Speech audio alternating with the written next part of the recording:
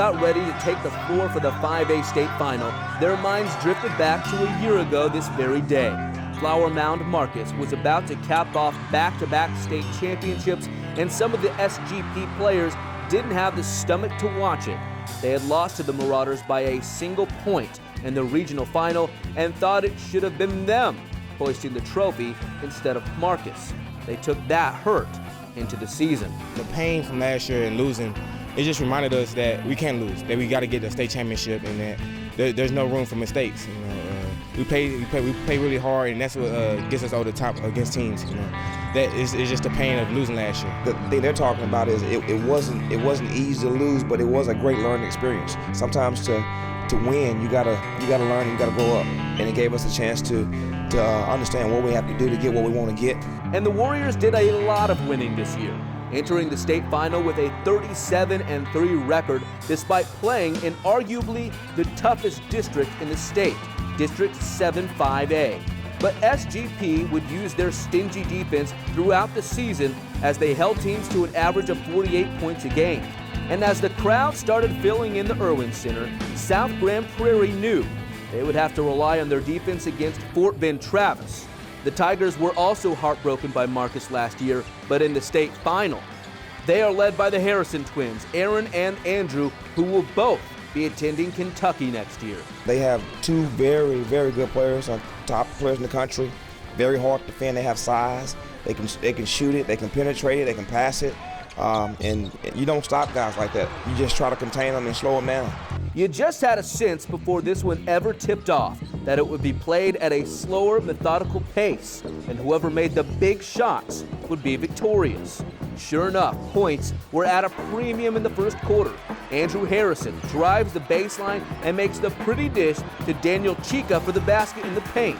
2.5 minutes into the game, it was 5-0 Travis. Off the offensive rebound, Ben Amelagu would go up and under for 2 points as a low-scoring first quarter ended with the Warriors down 6-5. Gritty senior point guard Mark Howell would score 7 of his 10 points in the second quarter on a variety of moves, including this pull-up 3-ball.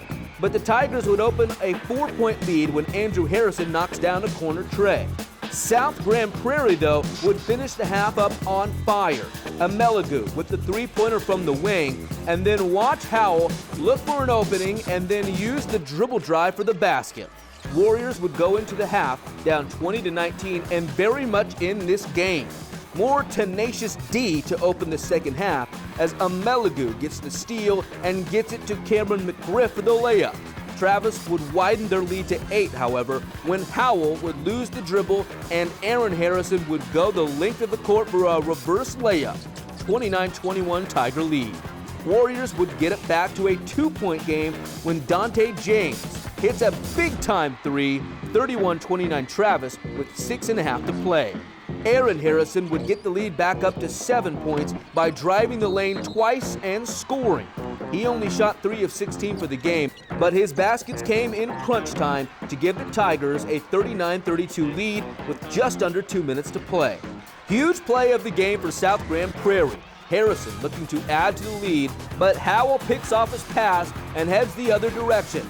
He then passes to Amelagu on the wing, who frees himself up for 3. Bang! And he is fouled. This rare 4-point play made it 39-36 Travis with 1:22 left. However, SGP, who shot a miserable 26% for the game, would miss the shots they have made all season.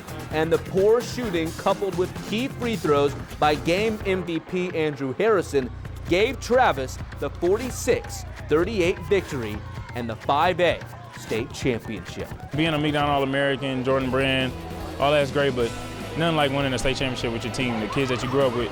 So, I mean, this is definitely at the top right now. The guys that usually score for us had off shooting nights, and that's kind of how it is. You know, we were hoping we'd shoot the ball better, but we did tonight. I couldn't be more proud of my team. You know, at the beginning of the season, we set our goals to get to Austin. I don't think anybody thought that this particular group would do the things they've done, so I'm extremely proud of them. And it's been an unbelievable year.